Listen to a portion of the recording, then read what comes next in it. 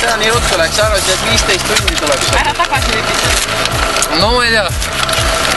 Said kuskilt energialaengi poolt. Coca-Cola aitas või? Okei, nüüd on ainult maraton jäänud.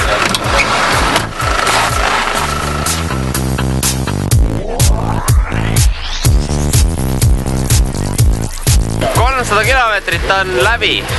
Mis tunne on? Väga hea, et läbi sai.